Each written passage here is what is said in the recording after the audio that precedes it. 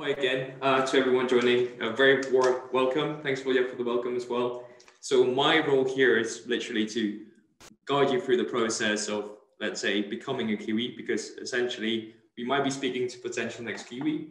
So in the next 15 minutes, I will cover who is in the team, what can you expect from the process, some facts about the company with regards to like internal processes and data, and we'll just finish off with Q&A or a call to action, really, how to apply for the roles specifically. So let me start with introduction of the team. So we have Sam, who is the head of global recruitment, and my colleagues working in the tech recruitment, namely Marcela Polashkova, who you could be meeting on more of the Brno side related roles and with regards to Barcelona. Also Katarina, she is present in Slovakia, currently Bratislava and Košice, which are the destinations that we're hiring in. Myself, I'm stationed in Prague, as I've seen one of the desired places to work from, and I'm also taking care of some roles in Barcelona. Then we have Alžběta Trčková, she's taking care of more of the business roles, and Misha Hoferová, she's helping us with rec ops and making sure that things work and that we can provide relevant data, etc. So let me speak more about the fruit facts, or some things have been already mentioned. So as you know, we have been established in 2012 by a different name, Skybaker. There's currently 1,100 Kiwis working in the company globally from 30 different countries. So we have very different backgrounds working in, also depending on the location. So in Czech Republic, it's Brno and Prague, as you already might know, Slovakia, Bratislava and Košice, as mentioned, in Barcelona, in Spain, Belgrade, in Serbia, London, and we have also an office in Miami. The age median in the company is 29. That doesn't necessarily mean that you would be bumping in the office just to people below 30. It means that the average age is 29. So we have a mixture of senior experts who are working on different roles and also junior members who are keen to start working or start their careers in Kiwi as the first point of their career, really. As of today, we have currently 50 plus openings in engineering. The various fields have been mentioned. I would also suggest that you stick to the topics after the end or after this talk to find out more about the specific details of each team or tribe and what are we looking for. And I will also then just guide you to, again, the jobs.kiwi.com and how you can search through the platform. What we're specifically proud about is that we have been elected multiple times as one of the fastest growing tech companies in Europe. Not many Czech companies really have made it to that point. So we particularly take pride in that. We're essentially a Brno-based company who has made it globally. We're also backed by General Atlantic, which is our investor, a very strong name, which is backing also some other very strong brands like Airbnb, Uber, etc. We also have quite a strong or good rating on Glassdoor. So feel free to check afterwards for yourselves. We really give trust to our employees with regards to their reviews. So you might have a different outlook on the situation apart from this presentation. So you can go there and check the actual feedback from our Kiwis or employees.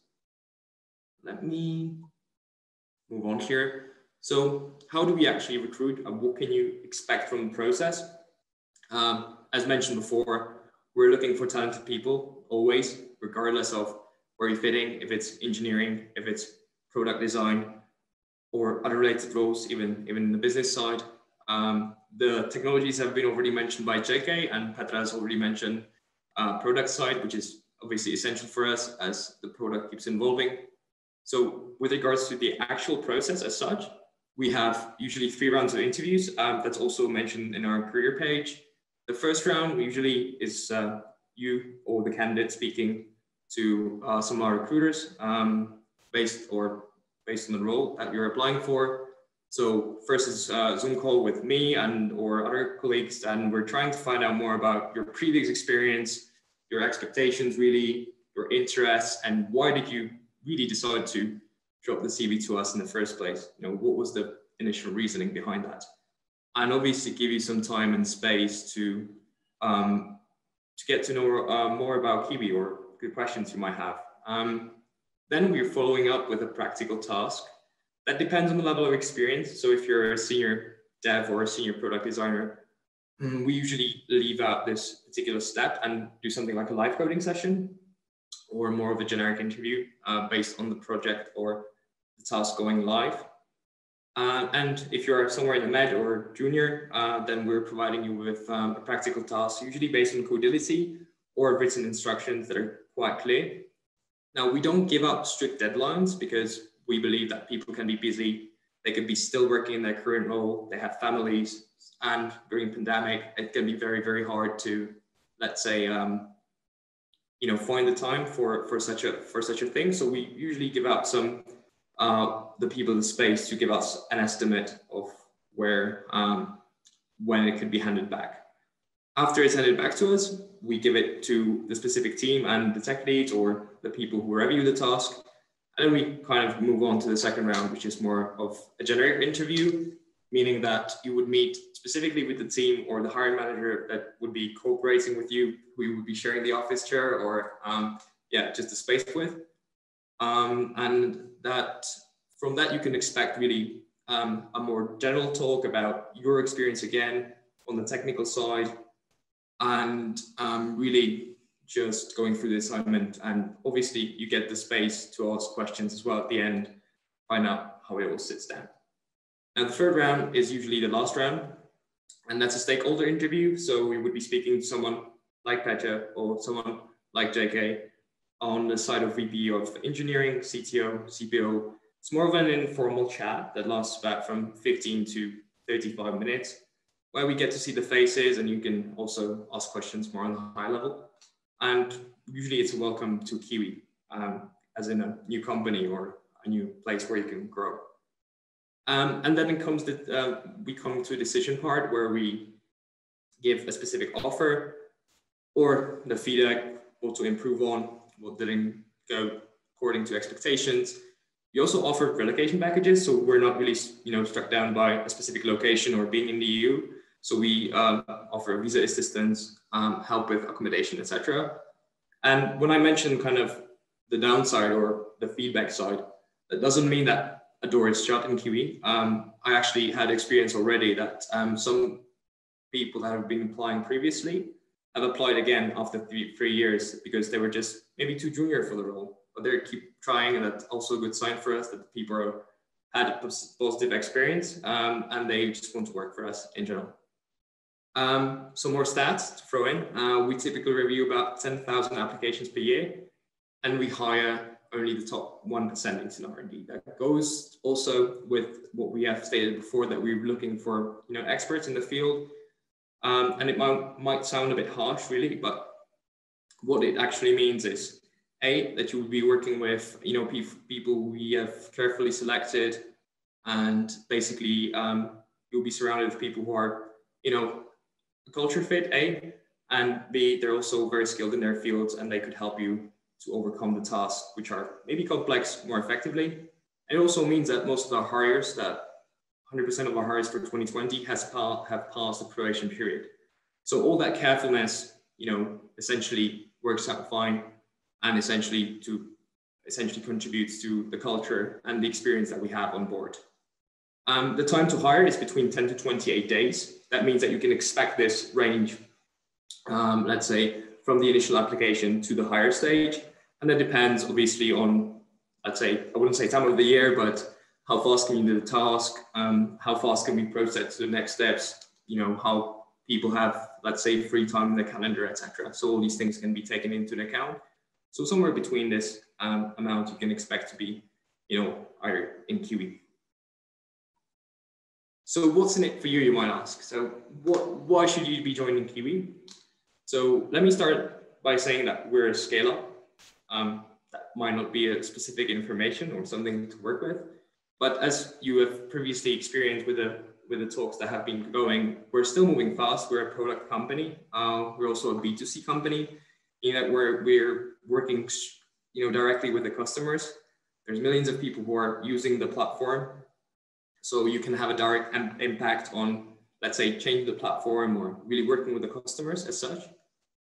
We don't have any unnecessary meetings, so we really value our people's time, and we're trying not to really get them stuck in long, useless meetings. We have short but effective stand-ups. No ego politics. It goes without saying that such a company doesn't really, dwell on egos much. And there's no politics involved around that. We also value our transparency of, let's say, how we really share the information about the company, about our successes, but also failure. We have also a clear career path, something that's set up that Tobias Patacek will be speaking later on about how you can really progress through Kiwi, essentially. As mentioned, we make decisions internally that ultimately they have a direct impact on the product. And another thing which you can expect, that's for sure, that's you become solving a lot of complex issues. And yeah, with obviously the bright minds that hopefully are there to back you up when you need to. So those are all things that I think are essential. We also have, I would say, a unique culture where we have values or sets of values that we really swear by, and we try to kind of implement or try to swear by on a daily basis. So we prefer trust over control. So do not expect some kind of micromanagement. We give up space for people to, as well as mentioned, tackle complex tasks, which usually requires, or in the best possible way, which requires creativity. It takes time. We also believe that assuming the best in others and the power of the team as such. So avoiding jumping into quick conclusions without proper understanding of the full context. Sometimes it happens that, there's a quick message on Slack and people can react in a, let's say, emotive way. So we try and take a step back and analyze the situation before we actually make some assumptions. Being open and involving others. So as mentioned before, we share our knowledge, the information, context of our decisions, but we also share our failures. So it's absolutely okay to make a mistake. And we have, I would say, a very failure-prone culture where mistakes are okay and we can learn from them and move on, which is also part of the experimenting part where we're trying things that might necessarily not work, but we're trying to draw some lessons and move on. We also have flexible working hours. We have dog-friendly offices, so you might bump into them in the office once in a while. We have team events, even during COVID times, which I guess was, for me personally, was great that we have been able to, do something even in our homes or outside of our offices. We also have established a phantom stock option. So with the essential IPO, we're planning on in the next 3 to 5 year horizon, let's say, you could be also obtaining some interesting things outside of your salary or a cash payout. Depends on your level in the company, but anywhere from 1 to 4 salaries. We have some internal programs like Grow Kiwi, where we're focusing on parents and their needs and some, let's say, frequent events for the Kiwis and the young ones. So trying to take that edge out of parenting, which is very complex and tough work to do. As mentioned, we're transparent and humble, and you can just, sometimes it happens that you ping someone like CEO or CPO and they will get back to you immediately. I think that open door policy is a very nice thing to have, especially in such a company which is growing in numbers. And 44% of our roles have been hired internally last year. So we invest into our people, and if they feel like they're stuck in one knowledge skill or something like that, we can always move through the company and acquire new skills and learn something new. And yeah, we speak at conferences like this one. There's quite a few speakers today who have been a part of these conferences, either for like locally based communities with regards to tech, like machine learning Prague. We do hackathons, and the community team is really trying hard to bring about interesting themes for the public or for people who would be essentially interested in joining us. So with that said, a bit of a word twist on Q&A. The actions, I guess, would dwell in the fact that, feel free to search for the jobs at kiwi.com. There is a search engine that you can try. I'm 100% sure that you can all do that in your own time with regards to the easiness of the platform. As you would be booking the flights, it's very user friendly. And with that said, I will leave out the space to you guys to ask questions if you might have any. What is the skill I think the most people miss but should have in order to join and strive at kiwi.com? I will, I guess, speak from my own personal experience with regards to the interviews I'm having. So sometimes what, let's say, people are lacking is just being curious about what Kiwi does. Maybe essential part of, let's say, doing the homework and prepare for the interview with regards to looking at the platform, thinking about it in the grand scheme of things, and where could we possibly, improve it, etc.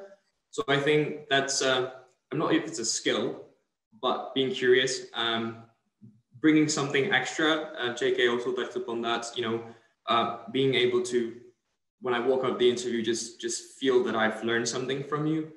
So I would say just the curiosity and making sure that you know Kiwi and you can assume things, and you would be pretty much motivated to work for such a platform and making it better. So I'm not sure if that's a skill, but I would say it's more on the attitude side. Thanks for the insights. You mentioned team gatherings. What are they like? Sports, games, movie night? So from my understanding, well, there's a lot of them going on. There is, I believe that the guys that are doing they had even a running team on Strava. I know that there is games going around. We have a lot of, we have a gaming room in Prague and Brno for sure. Movie nights as well going on. And in COVID times, actually, it was just a nice get together over Zoom where food was delivered to our place and we did spend time playing a lot of games online together. So it varies. During the pandemic, it's obviously hard to manage, but we have a lot of options. Yeah, and let's say Kuba, who we'll be speaking after, was a passionate cyclist, for instance. So we sometimes even go for a ride. It depends. Cool. For how long will you be gathering applications that you have posted last week for product designers? Good question. Depends. We have different tribes on the product design side. So sometimes it's also a very, let's say, attractive role. So we're trying to move as fast as we can. So it depends on the tribe. Maybe I would take it in the different room and ask you about which tribe you've applied, and then we could tackle together how long we're expecting this to last. So maybe that would be the ideal, let's say, scenario or the way to deal with things. Great. Thank you. Thank you for your talk, Martin.